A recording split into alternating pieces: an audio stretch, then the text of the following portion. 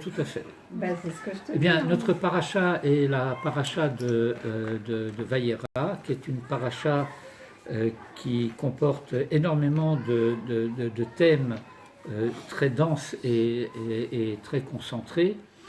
Nous allons, en ce qui nous concerne, nous contenter de l'étude d'un sujet très, comment dirais-je, très défini, d'essayer de comprendre en quoi a consisté le mal de Sodome, la méchanceté de Sodome.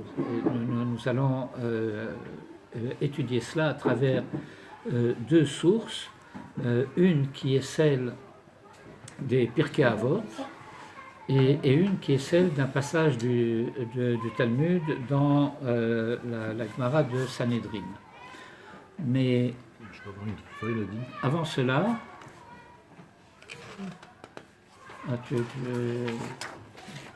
bien.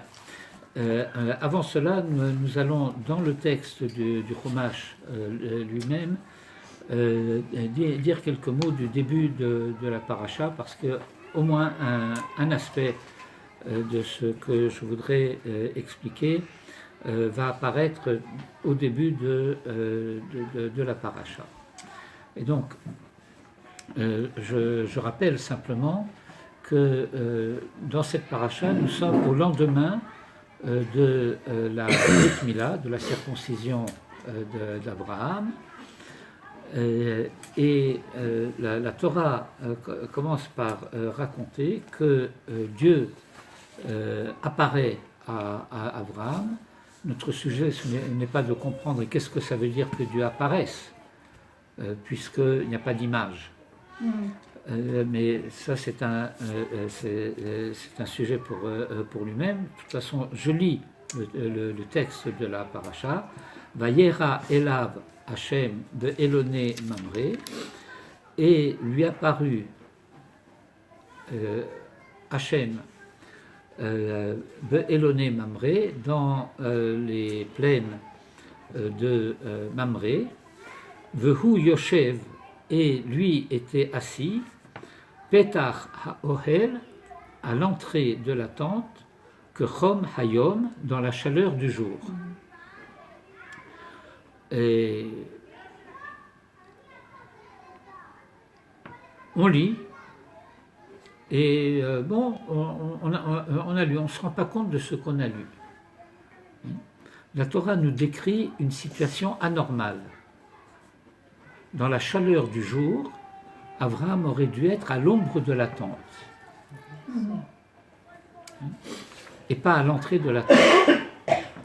Et d'autre part, il faut se poser la question de savoir et pourquoi cet aspect anecdotique de la description de cette réalité, de nous dire que Abraham était assis à l'entrée de la tente dans la chaleur du jour, que Chom Hayom. Alors, le Midrash que reprend Rashi va nous dire Vayera Elav Hashem, le vaker est acholé. Comme la circoncision, même lorsqu'elle ne concerne pas un monsieur de 99 ans, c'est quand même quelque chose qui est physiquement éprouvant. En particulier, nous apprendrons un peu plus tard dans une paracha plus avant, qui est la paracha de Vaishlach, lorsque la Torah va nous décrire l'histoire de la circoncision des gens de Shrem, qu'en particulier le troisième jour est un jour extrêmement pénible. Et donc voilà ce que le Midrash nous apprend, la manière dont le Midrash nous fait lire ce verset. Dieu souhaitait épargner Abraham. Il souhaitait épargner à Abraham les soucis de l'hospitalité. Et par conséquent, il a rendu la chaleur du jour particulièrement forte. L'image du Midrash, c'est Hotzi Chama Minarteka. Il a fait sortir le soleil de son étui protecteur, en quelque sorte. Et normalement, lorsque il y a une telle chaleur, alors il n'y a pas de passants. Les gens restent à l'ombre, à l'abri, ils attendent que le soir vienne, qu'il fasse plus frais, etc. Et puis voilà que dans cette situation d'extrême chaleur, Dieu constate que Abraham est quand même à l'entrée de la tente, guettant les éventuels voyageurs, les éventuels passants. Et que donc Abraham souffre davantage de l'absence de visiteurs qu'il pourrait faire entrer pour leur offrir l'hospitalité que de sa souffrance physique provoquée par la circoncision. Ça va jusque-là ? Alors, on va essayer de décrypter un petit peu plus cette situation en élargissant le thème. Qu'est-ce que cela veut dire que Dieu veut empêcher la venue de visiteurs, veut empêcher Abraham de pratiquer la vertu de l'hospitalité? C'est-à-dire qu'avec la circoncision, avec l'alliance contractée avec Abraham, dont la circoncision va être le signe, eh bien, Dieu, en quelque sorte, signifie une coupure entre Abraham et l'humanité de ce temps. Ce qui est déjà dit à propos de Abraham ha-Ivri dans la paracha de Lech Lecha, vous vous rappelez, Abraham l'hébreu, et qui est un peu une anticipation, parce qu'Abraham, il est araméen, il n'est pas hébreu. L'araméen, c'est l'hébreu de l'exil. Et bien sûr, Abraham a commencé ce chemin du retour d'exil. Mais ce n'est pas au moment où il arrive en Eretz Israël que tout de suite il reçoit le nom de Abraham. Vous suivez ? Oui. Eh bien,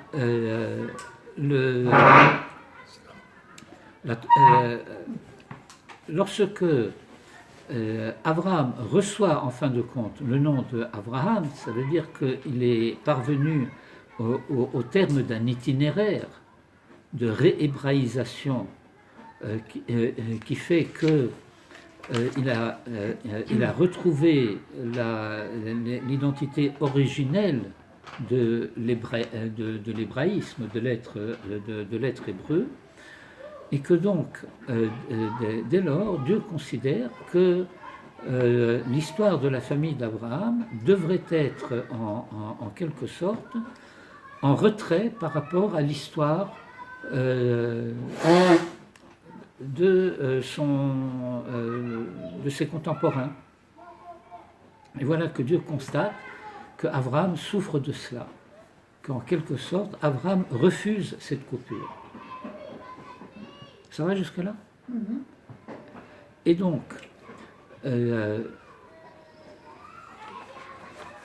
pour rassurer en quelque sorte Abraham, pour lui donner ce qu'on appellerait nachat ruach, enfin lui faire plaisir, pour parler en termes un petit peu simplistes, alors Dieu va lui susciter des visiteurs. Et ces visiteurs sont des anges, mais qui vont apparaître à Abraham d'une manière un peu, comment dirais-je, complexe. Alors on va suivre cela dans le texte lui-même.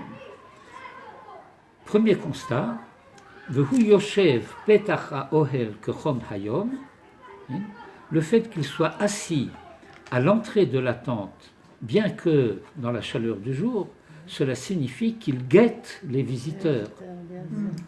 Et alors il faut comprendre que signifie le début du verset suivant, Vaïssa Ena Vayar, que en quelque sorte, d'une manière un peu, comment dire, fortuite, il aurait levé les yeux, alors quoi, il était en train de regarder par terre, il aurait levé les yeux et puis à ce moment-là, il aurait vu des passants. C'est ce qu'est le pshat habituel tel qu'on le comprend. Mais la suite du verset, Vaïsa enav vayar, vehine shlosha anashim nitzavim alav. Et il voit 3 hommes se tenant sur lui. Alors s'ils sont nitzavim alav, ça veut dire qu'à tout le moins, ils sont très proches. Or, dans le deuxième hémistiche du verset, il y a d'abord une reprise du verbe vayar, et il vit, pourquoi encore une deuxième fois il faut voir, et puis vayarotz likratam, et il courut à leur rencontre. S'il court à leur rencontre, il faut qu'il soit suffisamment loin pour qu'il puisse courir, pour qu'il ait à courir. Mais alors ils ne sont pas nitzavim alav, parce que nitzavim alav, ça veut dire qu'ils sont pratiquement sur lui. Bon. Donc voilà de quelle manière il faut entendre le verset. C'est qu'il y a 2 expériences simultanées d'Abraham. Il lève les yeux vers le haut et il voit au-dessus de lui nitzavim alav shlosha anashim. Et puis il regarde une deuxième fois vayar, et alors cette fois il les voit de loin. Vous voyez la double expérience que la Torah nous propose ici. Et donc, il court à leur rencontre, mipetach haohel, depuis l'entrée de la tente, vaishtachu arza, et il se prosterne à terre. Bon, se prosterner à terre, c'est pas exactement une conduite tout à fait, comment dirais-je, même civile, même de telle sorte bon, on peut faire la révérence, on peut courbette, ça, mais ça veut dire quoi se prosterner à terre. Et puis je lis le verset suivant. Vayomer. C'est lui qui est Ishtahu. Oui. C'est pas lui. Oui, c'est Abraham qui va Ishtahu. Vayomar, et il dit. Et alors maintenant, le mot suivant, c'est dommage que notre ami Gérard ne soit pas là, on lui aurait demandé de nous lire la traduction qui est proposée par les livres. J'aurais pu infliger cela à Dédé d'avoir un livre en français. Tu es en français? Oh ben, à la rigueur, tu peux me le donner en italien aussi. On voit que c'est faux, c'est ça. Non, je peux te le donner en anglais aussi. C'est d'ailleurs pas inintéressant. C'est Qu'est-ce que tu cherches? Faut maigrir. Eh bien, je cherche le chapitre 18, verset 3. Vous pouvez pas faire ça, j'ai dit faut qu'il fasse le régime.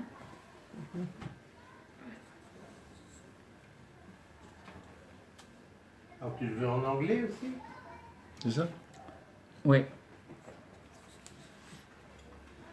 Bon, Il a eh déjà ben, sur son téléphone, lui, c'est- le temps que tu cherches tes mots. non, c'est pas mal. C'est quelle traduction? Docteur Google. Non, je plaisante. Je sais pas te dire. Je peux vérifier. Tu veux que je vérifie? C'est intéressant de savoir. Et d'autres. Voilà. Tout, Ici. tu puisses lire. Alors c'est quoi la traduction de quoi tu veux? Du verset 3 du chapitre 18. Non, il dit pas d'où vient son... Et il dit, Seigneur, Attends. si j'ai trouvé grâce à tes yeux, ne passe pas ainsi devant ton serviteur. Bien. Donc c'est à peu Tu veux en près. anglais aussi? Donc Je c'est la, crois- tra- je crois donc que c'est c'est la- ça. Je donc crois c'est la que traduction du rabbinat. Alors, De attends, Vogue. Oui, c'est Vogue, c'est le rabbinat. Non, c'est pas Vogue, c'est pas le rabbinat. C'est avant le rabbinat. Euh, Le rabbinat s'inspire Oui, d'accord. largement. Non, mais il y a une traduction de Vogue et la traduction du rabbinat. Alors là, c'est... c'est Zelvengrim. Bon. Répète la traduction, je m'excuse. tu veux pardon? C'était quoi en français? C'était exactement ce qu'il a dit. C'est exactement la Non, même donc chose. c'est la traduction du rabbinat, donc, ce que j'ai. Et il dit, Seigneur, si j'ai trouvé grâce à tes yeux, ne passe pas ainsi devant ton serviteur, Voilà. qu'on aille quérir un peu d'eau, laver vos pieds. Oui. Alors, Tu veux en anglais aussi? pour la bonne mesure. C'est peut-être plus juste en anglais. Mais c'est pas faux. Said, my Lord, I know I have found favor in thy sight.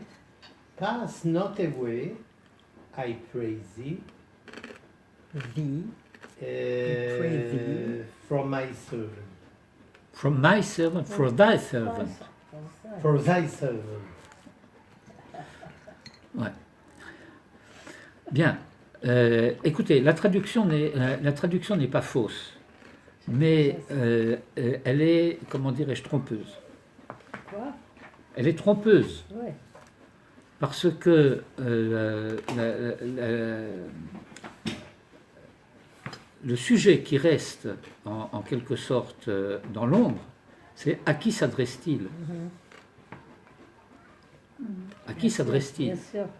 Alors, les commentateurs du Pshat, puisqu'il y a 3 passants qui sont là, il y a trois hommes qui Ouais. se Alors, il présentent à manque un lui, seul. alors ils disent, eh bien, il s'adresse à celui qui est l'important d'entre eux. C'est-à-dire, il y en a un, et puis les 2 autres qui l'accompagnent, en quelque sorte. Si celui qui est important accepte l'invitation d'Abraham, les autres se joindront à lui. Et comment il sait qu'il est important? Il le voit à son accoutrement, au fait qu'il est au milieu, enfin C'est ça. peu importe. Cela ne nous importe pas. La difficulté, c'est que s'il en était ainsi, il devrait lui dire Adoni. Oui, là, c'est marqué Adonai. Il n'est pas écrit Adoni. Non. Non, Alors, Adonai et un. Oui, c'est ça. Alors, il y a donc 2 possibilités normales. La première, c'est qu'il s'adresse à eux 3 ensemble, auquel cas il leur dit Adonai avec un patach sous le nun, qui est le pluriel. Ok. Lorsque c'est écrit avec un kamatz, c'est une graphie qui est réservée à Dieu en tant que Seigneur. C'est clair? Et donc, le pshat du verset revient à dire la chose suivante. C'est que Dieu est venu lui rendre visite. Et puis, Abraham est maintenant devant Dieu. Et puis voilà que se présentent les voyageurs. Et Abraham va vouloir s'occuper de ces voyageurs, de ces passants. Attends, il a dit attends. Comment? Il lui dit attends que je m'occupe d'eux. Et donc, il s'adresse à Dieu en lui disant, si j'ai trouvé grâce à tes yeux, je t'en prie, ne t'en vas pas.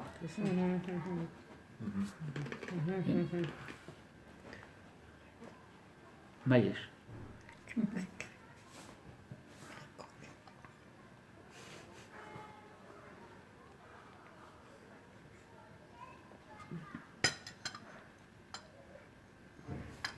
Et donc, le verset ici nous présente un thème extrêmement important de la sensibilité et de la foi, d'ailleurs, hébraïque et juive.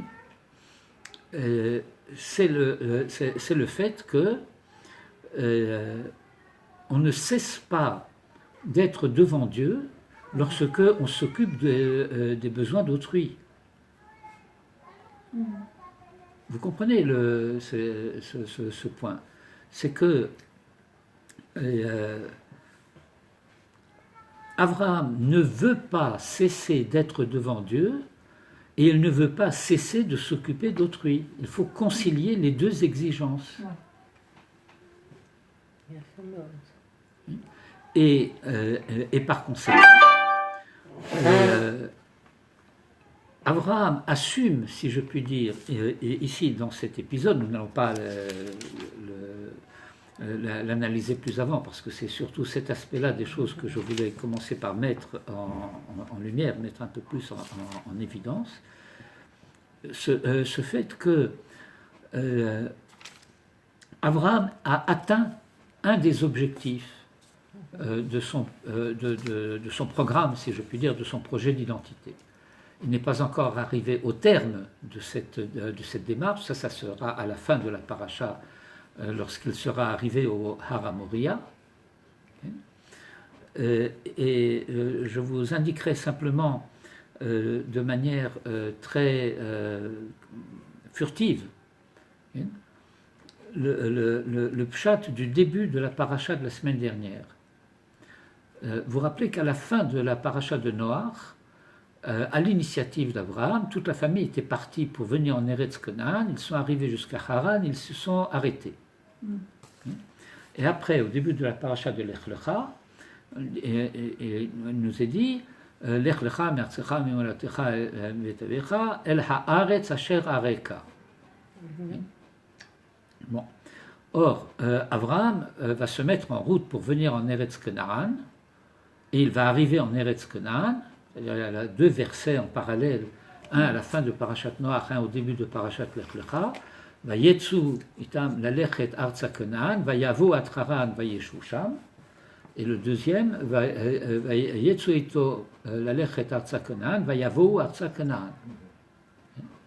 Mais on ne constate pas du tout dans cette paracha de Lech Lecha qu'à un moment quelconque se réalise ce que Dieu a dit dans sa parole adressée à Abraham, El haaretz asher areka. Dieu n'a pas besoin de montrer à Abraham où il faut aller, il s'était déjà de lui-même dirigé vers cet endroit, et il sait que la terre des Hébreux, c'est le pays de Canaan. Ce qui d'ailleurs soulève un autre problème, c'est que, étant donné que, par définition, le pays de Canaan s'appelle ainsi parce qu'il a été conquis par les Cananéens, mais que, ainsi que Rachi le rappelle tout de suite lorsque le verset mentionne Va'kenaani az ba'aretz, que le Cananéen allait conquérant le pays et en chassant les Hébreux, parce que le pays avait été donné en partage aux Hébreux lorsque Noé a partagé la terre entre ses trois fils. Et donc déjà par le partage de Noé, Eretz Israël appartient aux Hébreux descendants de Shem. Et par conséquent, pourquoi faut-il que Dieu confirme à Abraham que cette terre lui serait donnée? Vous comprenez la question? Oui, parce qu'elle était déjà donnée. Et l'absence de réponse à cette question. Et d'ailleurs, le fait même que la question ne soit pas posée provoque un grand trouble, parce que tout se passe comme si cette terre n'aurait pas été celle d'Abraham avant que Dieu ne la lui promette, alors que la Torah témoigne autrement. Donc ce qu'il faut comprendre de cette promesse de Dieu à Abraham, à toi et à ta postérité cette terre, c'est que, étant donné que Abraham seul d'entre les Hébreux a pris cette initiative de revenir à la terre des Hébreux, eh bien cela signifie que dorénavant, c'est à lui seul et non pas à tous les Hébreux que cette terre appartiendra. À toi et à ta descendance, alors qu'il pouvait y avoir d'autres prétendants. Ishmaël. Non, Ishmaël n'est pas un descendant des Hébreux. Il y a des descendants d'Abraham. Alors, déjà, si vous le disiez de cette manière-là, lorsque Dieu dit à toi et à ta descendance, alors se reposerait le problème de Ishmaël. Mais au premier stade, c'est le fait que, eh bien, ne serait-ce que le père d'Abraham avait trois fils. Haran, Nahor et Abraham. Et donc il est descendant de Nahor, il pourrait prétendre à Eretz Israël. Et les descendants de Haran, par exemple Lot, qui se considère comme l'héritier d'Abraham, ce qui était apparu déjà dans la paracha de la semaine précédente. Et puis toutes les autres branches, depuis les ancêtres. Il y a un arbre généalogique qui est très touffu, Et puis voilà que Dieu dit à Abraham, vous connaissez la formule en français? À partir de dorénavant et jusqu'à désormais, cette terre, c'est à toi et à ta descendance seulement. Et donc, l'héritage de la terre et de toutes les promesses qui l'accompagnent est réservé dorénavant à la seule descendance d'Abraham. Et par ailleurs, dans notre paracha, Dieu dira à Abraham, lorsque Sarah lui fera prendre la décision de renvoyer Agar et le fils de Agar, et Dieu lui dira, qui beyitzra qui carré le chazara, car c'est en Yitzhak que sera nommé pour toi une descendance. Et donc le cha ou le zaracha, il faut comprendre aussi beyitzra qui carré le chazara. Et le Midrash d'ailleurs, pressentant la contestation qui pourrait se soulever à partir de là du côté du Vatican, va dire Be Yitzhak velo Kol Yitzhak. Kol Yitzhak, ça serait Yaakov et Esav. Be Yitzhak, c'est seulement Yaakov. Les enfants de Ketura Abraham les a renvoyés de son vivant. ne sont pas considérés comme la descendance d'Abraham? Pas du tout. Puisque Abraham les a renvoyés de son vivant. Il leur a donné des cadeaux. Il y a ce qu'on appelle en termes juridiques en français des donations entre vifs. Combien il y en a eu avec Ketura après? Mais j'ai entendu quand même. Eh bien, vous lirez le verset, vous verrez, il y a tous les noms. Mais j'ai entendu peut-être quand même qu'ils avaient quand même part à la terre d'Israël. En tout cas, Ishmaël, non. Mais les enfants de Ketura, oui. Et comme ils sont mélangés après, les enfants d'Ishmaël avec les enfants de Ketura. Alors moi, je n'ai pas entendu. Si tu as une source, il faut la retrouver et puis il faut l'étudier. Mais précisément, tu verras aussi le commentaire de Rashi là-bas, qu'il les a renvoyés, en leur donnant des cadeaux, il les a renvoyés, mais à Yitzhak, Pour qu'ils ne soient pas dans ses pattes. pour désencombrer, si je puis dire,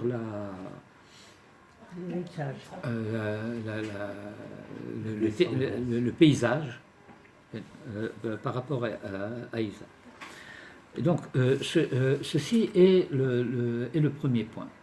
Et donc, ce premier point doit mettre aussi en évidence ce fait que Abraham est parfaitement conscient d'avoir atteint cette étape avec l'alliance qui a été contractée par Dieu avec lui et avec sa descendance encore à venir, et la promesse de la terre maintes fois répétée, et d'ailleurs toujours mentionnée, la terre et la descendance ensemble.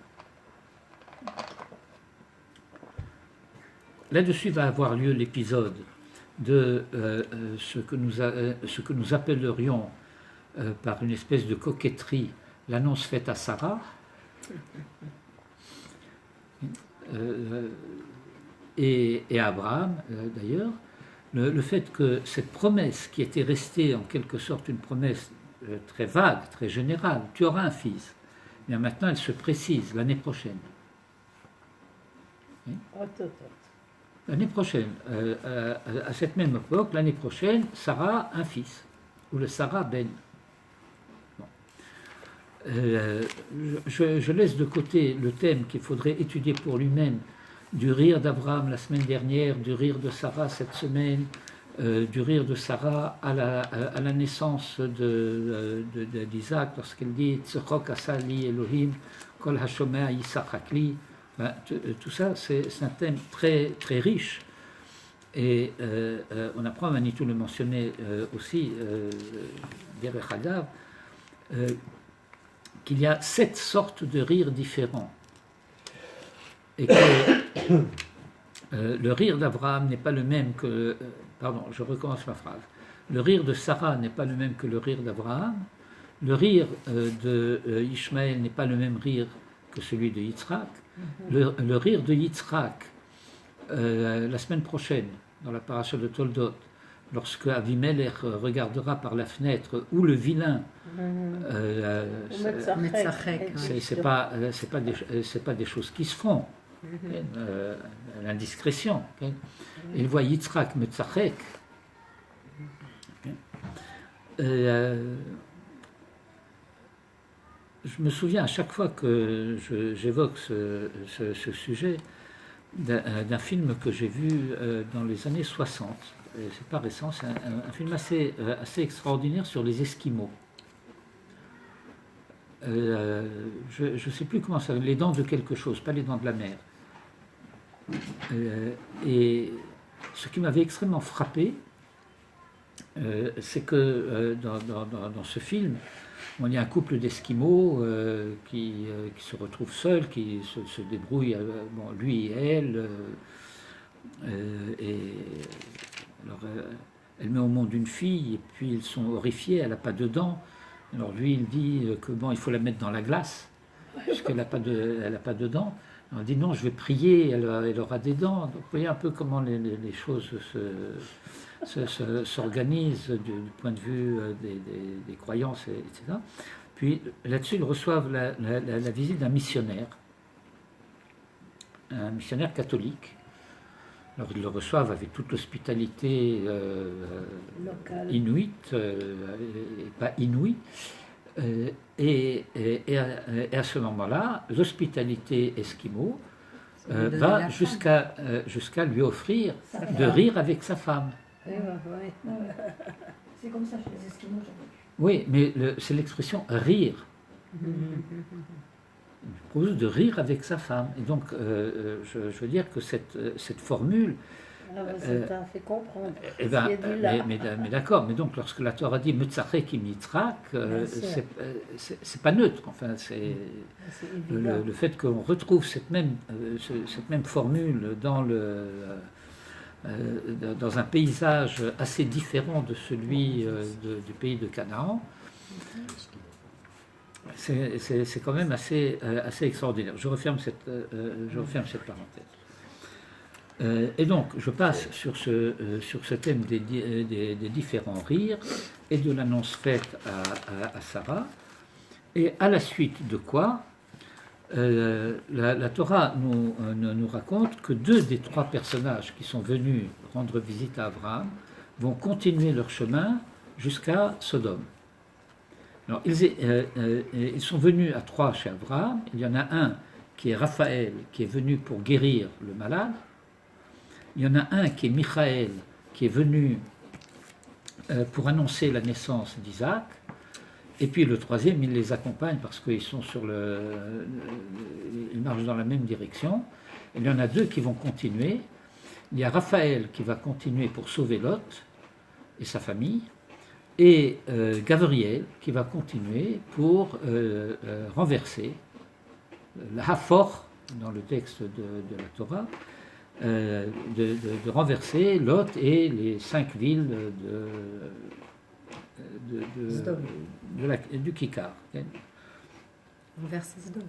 Comment ? Renverser Sodome. Sodome et les 5 villes. Il y avait 5 dit Lot. Non, de sauver Lot et de renverser Sodome. Si je dis renverser Lot, on corrige. Et les 5 villes, Sodome et avec les autres villes dont il fait partie, qui s'appellent Aré Akikar. Et donc, à ce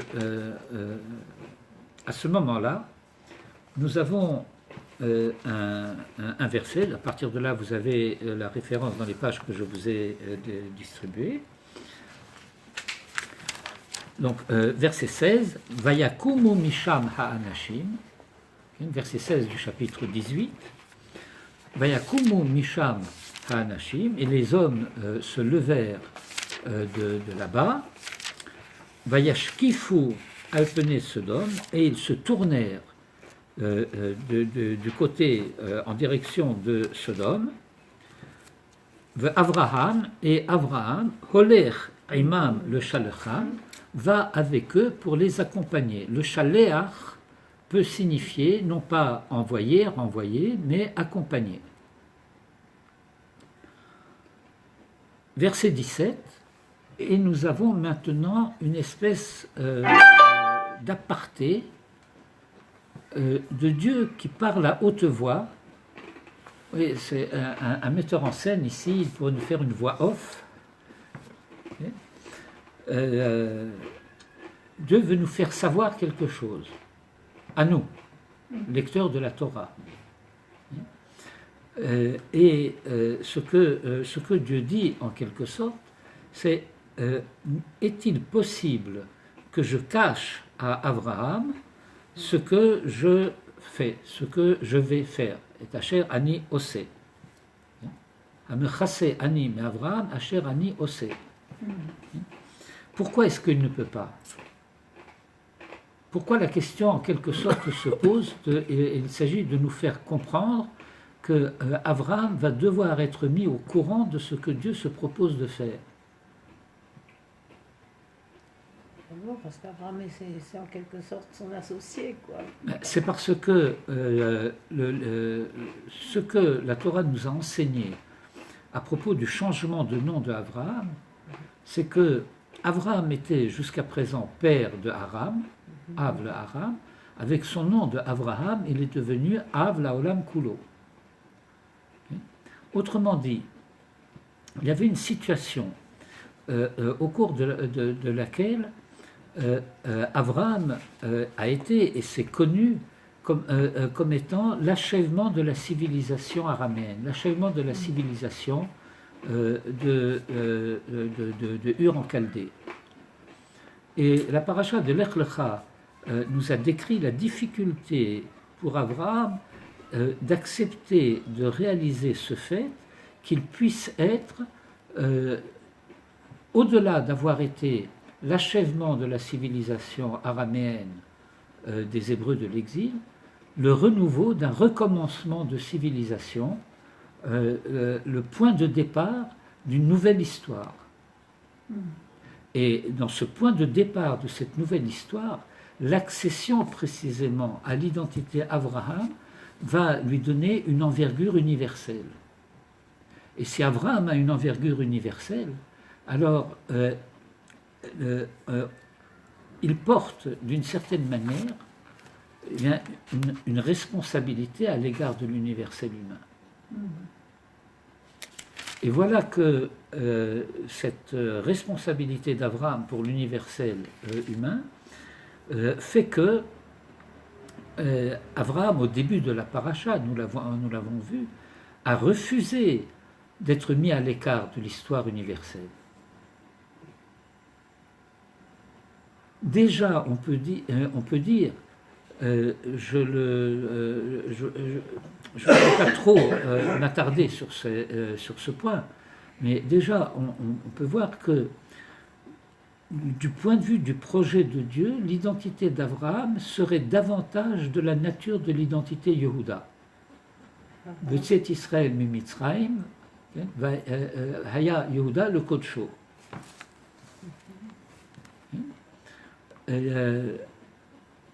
Isolement, si je puis dire, isolationnisme de la sainteté de Yehuda, dont l'intensité doit être telle qu'elle fasse venir à lui toute la sainteté éparpillée encore dans le monde.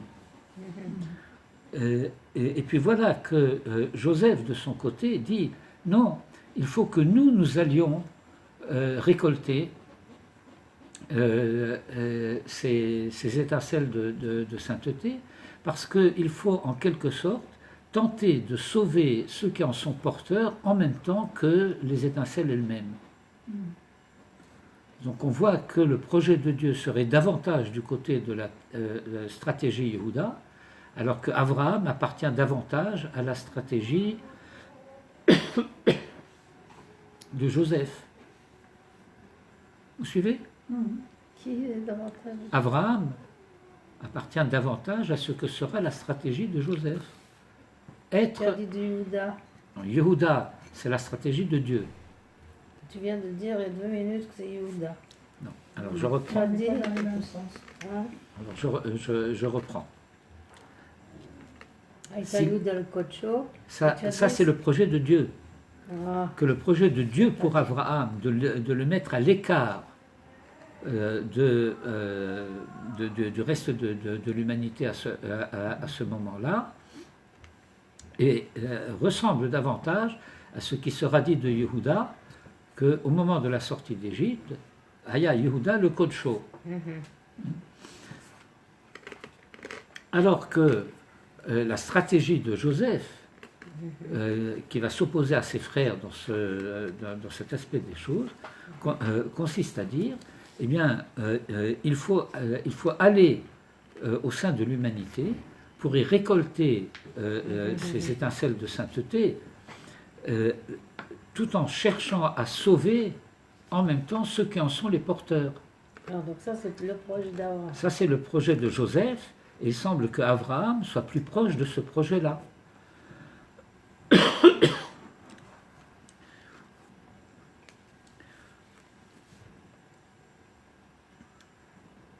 Nous retrouverons ce thème au début de la paracha de Vayeshev. Lorsque, au début de la paracha de Vayeshev, nous voyons que Joseph va recevoir une instruction de la part de son père, d'aller voir la paix de ses frères et la paix des troupeaux, etc. Vous vous rappelez un petit peu de cela. Mais ceci est introduit par le fait que on nous dit que cela se passe dans la vallée de Hebron. Et tout de suite, la tradition s'insurge. Hebron est dans la montagne, pas dans la vallée. Et alors on va nous dire, non, l'intention du verset, c'est de nous dire, mais Etza Amuka shel Oto Tzadik Hashochel Bechevron. Qu'il s'agit de réaliser cette vision d'Abraham qui est enterré à Hebron, dans le Maharat Marpella, et à qui il a été dit Yado Ateda Kiger Yezaracha Beretz Lolahem, etc. Et que c'est cela qu'il s'agit de mettre en branle, que la réalisation de cela. Et comment on met cela en branle? En envoyant Joseph dans le traquenard de Shrem et de Dothan. Enfin, ça, nous verrons lorsque nous y serons arrivés, si toutefois c'est ce thème-là que je choisis à ce moment-là d'analyser plus avant. Mais enfin, je voulais mettre en évidence le rapport qu'il y a entre le fait qu'on envoie Joseph dans cette mission et qu'on rappelle à cette occasion précisément ce thème de Yado Ateda d'Abraham. Et donc, Amechase ani me Abraham asher ani ose, or, n'est-il pas que Hayo Yichye le Goy Gadol, qu'il est appelé à devenir une grande nation, Ve'atsum et puissante, Ve'nivrechubo Kol Goye Haaretz, et seront bénis en lui toutes les nations de la terre. Il y a une autre lecture, Ve'nivrechubo. Je ne sais pas si vous connaissez assez l'horticulture. Il y a une technique qui s'appelle la havracha. Vous connaissez cela? Oui. On prend des branches et qu'on prend une branche on la plante par terre. Et on la rentre dans la terre. Rentre dans la terre. Ou alors on peut même prendre cette branche et hanter, pas avec un H, mais avec un E, cette branche sur un autre tronc.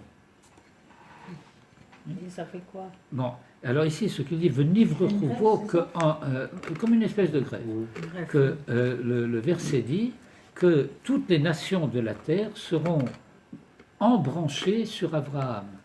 Venivre trouveau, pas seulement elles seront bénies par lui, ou qu'elles se béniront par lui, mais qu'elles se relieront à lui, elles chercheront à se relier à Abraham. On peut dire effectivement que, d'une manière générale, il y a toute une humanité extrêmement nombreuse qui voit en Abraham son ancêtre. Le genou, c'est un joint. Comment? Le genou, c'est un joint. Oui, les musulmans, les chrétiens, tout le monde. Hein. Oui, les réunions là. Et souviens-toi de ce que Manitou disait à propos de Brahma. Oui. Abraham. Parce qu'il disait que Que c'était ça- aussi. Que Abraham, Ça ressemble à Abraham. c'est Brahma.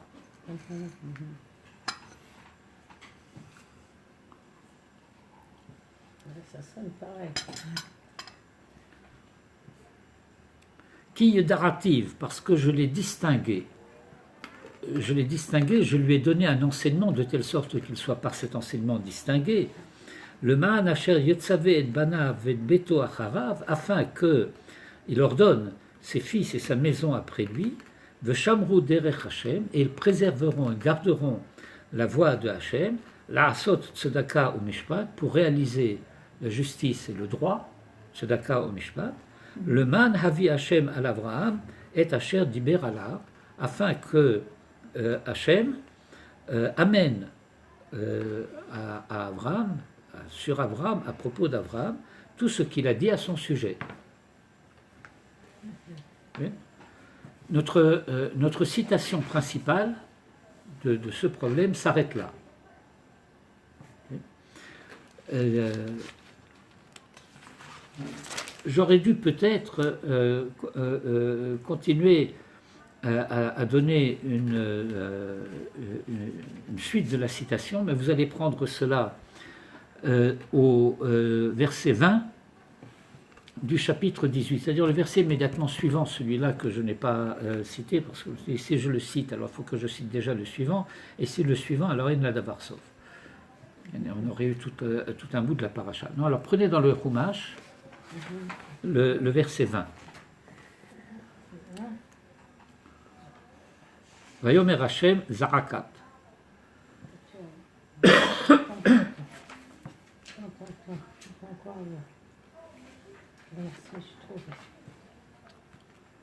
Tu l'as? Oui. Vous êtes tous? Oui. Bon. Alors voilà, voilà comment je vous propose de lire. Ici, il y a eu comme cet aparté de la part de Dieu qui dit, eh bien voilà les raisons pour lesquelles Abraham doit savoir ce qu'il en est. Au verset 20, il y a de nouveau Vayomer Hashem. Et donc, on peut lire ce verset comme n'étant pas simplement la suite de cet aparté divin, mais que c'est quelque chose qui, cette fois, est adressé à Abraham.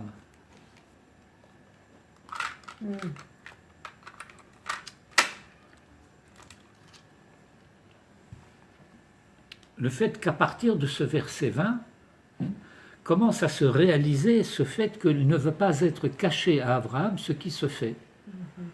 Et C'est ce que dit Rashi. comment? C'est ce que dit Rashi. Oui, mais c'est pas, ça ne semble pas être le pshat immédiat. D'accord. Que Vayomer Hashem à Abraham, eh bien la clameur de Sodome et de Amora, parce qu'elle est rabat, et que ça veut dire elle est rabat, elle est, oui, elle est forte, mais ça veut dire qu'elle est trop forte.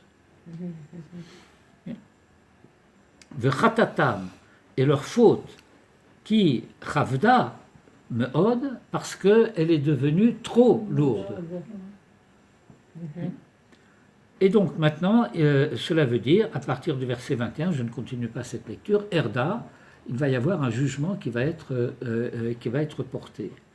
Et là-dessus, Abraham va réagir violemment, et va dire, mais c'est pas possible, tu peux pas faire ça. Bon, vous vous rappelez toute la suite, c'est pas vraiment le sujet de notre étude à partir d'ici, mais c'est le fait que voilà comment il faut entendre cette équation. La question qui se pose à nous, c'est pourquoi maintenant? Pourquoi est-ce maintenant que le jugement de Sodome et de Gomorrhe va être comment dire, suivi de la condamnation et que là, il n'y a plus de sursis possible?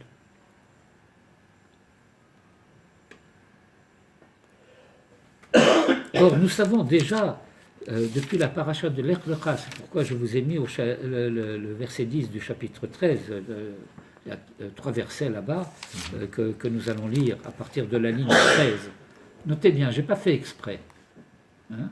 mais c'est le chapitre 13 qui commence à la ligne 13 de notre texte. Il y a eu ce problème qui s'est posé entre les bergers d'Abraham et les bergers de Lot. Enfin, le problème n'était pas entre les bergers. Le problème, c'était que la conduite des bergers de Lot a provoqué une réaction de la part des bergers d'Abraham. Alors, nous avons appris que les bergers de Lot se conduisaient d'une manière immorale par rapport à la population locale. Et les bergers d'Abraham leur en font la remontrance. La réaction des bergers de Lot, de toute façon, c'est Lot qui hérite d'Abraham, et cette terre sera tout entière à lui, donc elle est déjà tout entière à Lot, et donc nous ne sommes pas... Pourquoi ils se gêneraient? Sur quoi Abraham va dire à Lot, eh bien, étant donné que nous sommes des hommes de fraternité, et que la ressemblance entre toi et moi est telle que celui qui te voit croit me voir, celui qui me voit croit te voir, eh bien, je ne peux pas admettre que l'on puisse penser de moi que je me conduis comme toi. C'est clair. Ils se ressemblent physiquement. Et donc, il faut qu'on se sépare. Et ce sera d'ailleurs après la séparation d'avec l'autre que Dieu s'adressera de nouveau à Abraham en lui disant « Cette terre que tu vois tout autour, etc., c'est à toi qu'elle sera donnée, à ta descendance. » Répétition, une fois de plus, de cette promesse. Mais entre-temps, lorsque Lot apprend qu'il doit se séparer d'Abraham, alors Vaïssa Lot et Enav, il a levé les yeux, Vaïar et Kol Kikar à Yarden, et il vit toute cette plaine, toute cette vallée du Jourdain, qui coula mashké, qui est tout entière mashké, ça veut dire abondamment arrosée. L'ifné shachet Hachem et Sodom vet Amora, et donc la Torah sait qu'elle s'adresse à des gens qui ne connaissent plus cette géographie-là, mais que cela était antérieur au moment où Dieu a détruit Sodome et Gomorrhe, et que cette région était que Gan Hachem, que Eretz Mitzrayim. Extraordinaire. Que Gan Hachem, que Eretz Mitzrayim. Comme le jardin de Dieu, comme le pays d'Égypte, Boachat Tzoar, jusqu'aux confins de Tzoar. C'est la 5e ville, c'est la petite ville, celle qui finira par être épargnée dans notre paracha. Vaïfrar Lot, et Lot se choisit, et Kol Kikar à Yarden, et donc toute cette vallée du Jourdain. Vaïssa Lot Mikedem, et Lot partit vers l'est. Vaïb Pardou, et ils se séparèrent, Ish Me'al Achiv, l'un de son frère. Avram Yashav Be'eretz Canaan, Avram a résidé dans le pays de Canaan, Velot Yashav Be'are Hakika, et Lot s'est installé dans les villes de la vallée, Vaye Ehal Ad Sodom, et il a planté sa tente en quelque sorte, mais enfin là-bas ça ne sera plus une tente, ça sera une maison, jusqu'à Sodome. Et là vient le verset 13 du chapitre 13, qui a commencé dans la citation à la ligne 13, Ve'amshe Sodom, et les gens de Sodome, Ra'im, Ve'hataim, Lachem, Me'od. Les gens de Sodome sont Ra'im, mauvais, Ve'hataim, et pécheurs, Lachem, envers Dieu, Me'od, beaucoup. Et donc ça fait longtemps qu'on le sait. Et pourtant, on constate que ces gens de Sodome, malgré leur vice, ont eu droit à un sursis. Puisque Dieu ne les a pas encore détruits à ce moment-là. Et c'est maintenant, dans la paracha de Vayera, que cela va se produire. Pourquoi ? Eh bien, la lecture simple du récit nous fait comprendre que tant qu'il n'y avait pas au monde un juste de l'envergure d'Abraham, alors il n'y avait pas en quelque sorte d'étalon à l'égard duquel les gens de Sodome pouvaient être jaugés. Pas seulement jugés, mais évalués. à savoir que le sursis leur est donné jusqu'à ce qu'apparaisse Abraham dans toute l'envergure de son identité. Qu'est-ce que c'est que cette envergure d'identité d'Abraham? Eh bien, il me reste encore à peu près un quart d'heure, ce qui n'est pas beaucoup. Enfin, je vais prendre 5 ou 10 minutes de plus, bien entendu. Comme d'habitude. Eh bien, la première chose, c'est de se rappeler ce verset qui se trouve au début du chapitre 2 de la Genèse. Et les toldot hashamayim v'haaretz behi bar'am b'yom asot Hashem Elohim eretz v'shamayim. Et il y a plusieurs midrashim qui nous disent ne lis pas behi bar'am, mais be'avraham, parce que les lettres de Hibbar'am et les lettres de Avraham sont les mêmes lettres. Et il y a là-bas ce petit Hei que vous connaissez, le Hei Zeira, qu'il y a Hibbar'am. Vous êtes où? Je ne sais plus là. Mais vous n'y êtes pas, je Non. dis, c'est au début du chapitre 2 de la Genèse. Pas ici. Ne lisez pas là-bas, c'est pas là-bas, c'est au début du chapitre 2 de la Genèse. Pardon. C'est un verset très connu. Ouais, ouais. Le chapitre 2, c'est pas là, c'est beaucoup plus. Le chapitre 2, Bon, c'est pas la peine de chercher. c'est pas la peine de le chercher, mais si vous en avez besoin, je peux vous le donner. Non, ça va. Je t'écoute. Et, Ah donc, oui. le verset dit là-bas, voici l'histoire des engendrements des cieux et de la terre, Behi Bar'am, au jour où Dieu avait fait, où Dieu fit terre et cieux. Bon. Et le mot Behi Bar'am a un petit Hei. Alors que signifie ce petit Hei? Lorsqu'il y a une lettre Zeira, une lettre petite, cela signifie qu'il y a d'une manière, comment dirais-je, indicative, allusive, la possibilité d'une double lecture. D'une lecture avec et d'une lecture sans cette petite lettre.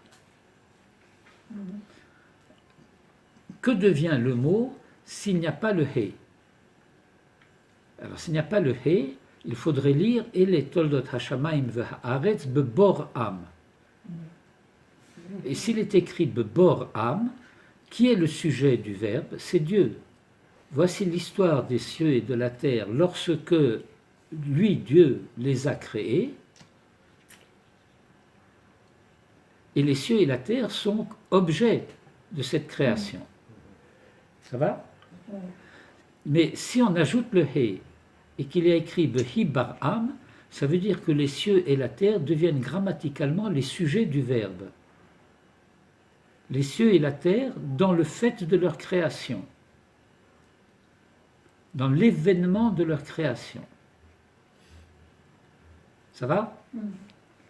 Et donc le changement de nom de Avram en Avraham est significatif d'une situation dans laquelle l'homme cesse d'être créature passive d'un créateur actif pour devenir le sujet de sa propre histoire, pour devenir le sujet de son propre événement créationnel, d'une situation à partir de laquelle l'homme, dans la poursuite de son histoire, se crée lui-même. Il devient sujet, donc responsable, non seulement de lui-même, mais du reste du monde.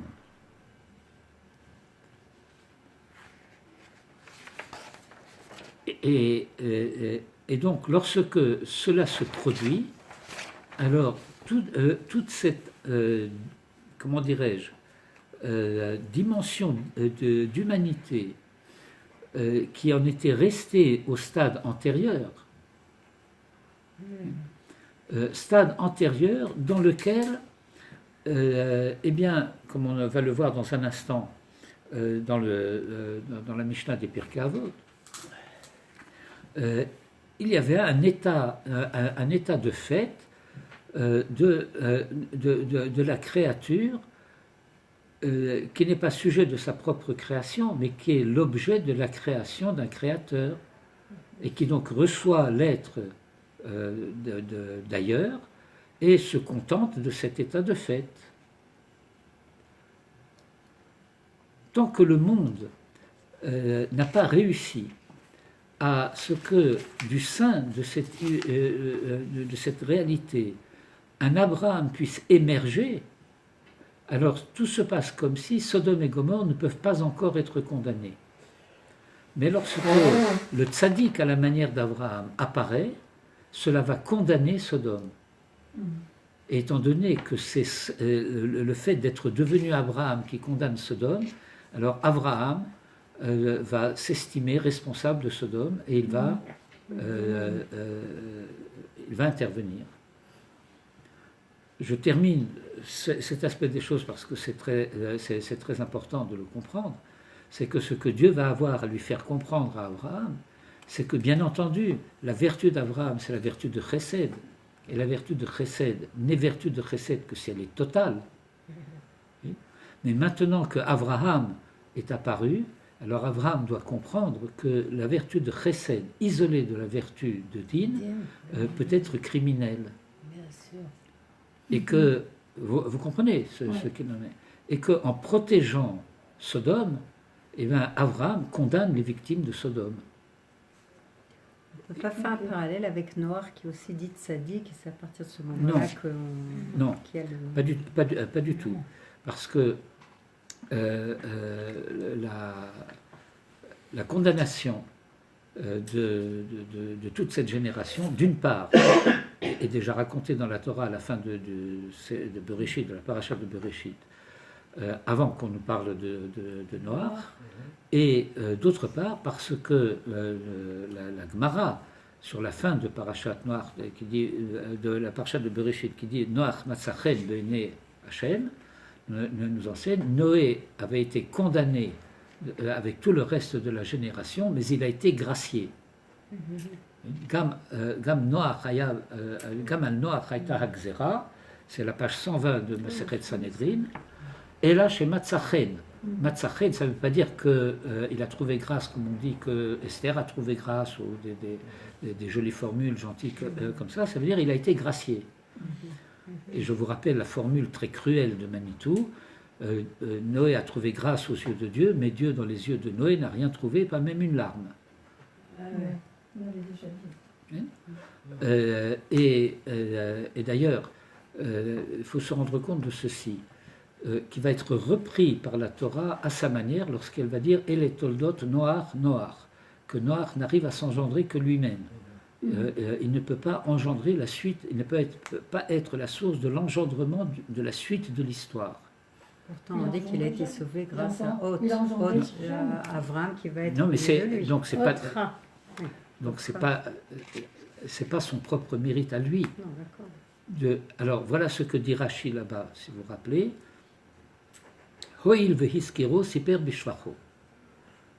Eh bien, je ne sais pas si vous vous rendez compte à quel point ce Rashi est dramatique. C'est-à-dire qu'il n'aurait pas dû être besoin de parler de Noach. Mais si déjà on en a parlé, alors on dit sa louange. Pourquoi ? Parce qu'il a été sauvé. Alors il ne faudrait pas que tu crois qu'il a été sauvé bien qu'il ait été rachat. C'est ça. Hoil vehiskero siper bishvacho. Pourquoi ? Il a été gracié. Mais est-ce que Dieu aurait gracié un rachat ? Alors, pourquoi Noé est gracié ? Eh bien, parce qu'en Noé existe encore la possibilité d'un avenir d'Abraham. Ce que Rachid dit, Beremez, Zecher Tzadik Livracha. Il ne va pas être dit de Moïse qu'il était tzaddik. Il ne va pas être dit d'Abraham qu'il était tzaddik. Il ne va pas être dit de Jacob, ni de personne, il n'est dit qu'il est tzaddik. Non, ça c'est dans le Torah Sheba'al Peh. Mais on dit de Noach qu'il était tzaddik. Alors pourquoi est-ce qu'on dit qu'il était tzaddik ? Parce qu'autrement on risquerait de croire qu'il était rachat comme les autres. Mais sa manière d'être tzaddik était une manière insuffisante, puisque sa manière d'être tzaddik ne lui permet pas de sauver les autres. D'où les comparaisons traditionnelles entre Noé, Abraham et Moshe. Bon. Alors je reviens à notre sujet. Et donc, Dieu va donner une leçon de moralité à Abraham. Il va lui dire, il y a un moment où il faut savoir arrêter bon, ce n'était pas exactement une prière, mais d'être l'avocat des Rechaïm, parce que je vous rappelle cette formule talmudique, Hamerachem ala Arzarim, Atid litarzer ala Meruchamim, finit par devenir cruel à l'égard de ceux qui méritent la pitié. Ça va jusque-là? Ouais. Okay. Bon. Et donc, tout ça, c'était une introduction, comme disait Manitou, à l'avant-propos de la préface, et ça. Le cours commence maintenant. Donc ça va être un peu accéléré, mais malgré tout, on va commencer à le faire assez rapidement. Sur ce verset 13 du chapitre 13, Rashi écrit pour Raïm v'chataïm lachem me'od, Raïm begoufam. Je suis à la ligne 20. Raïm begoufam. Je traduis parce que ce goufam de Rashi n'est pas très compréhensible de façon simple. Raïm begoufam en leur personne. V'chataïm b'mamonam. Ils sont chataïm b'mamonam. Lachem me'od. Yod'im ribonam ou mitkavnim limrod bo. Et donc, voilà le jugement porté par le Midrash que Rashi rapporte.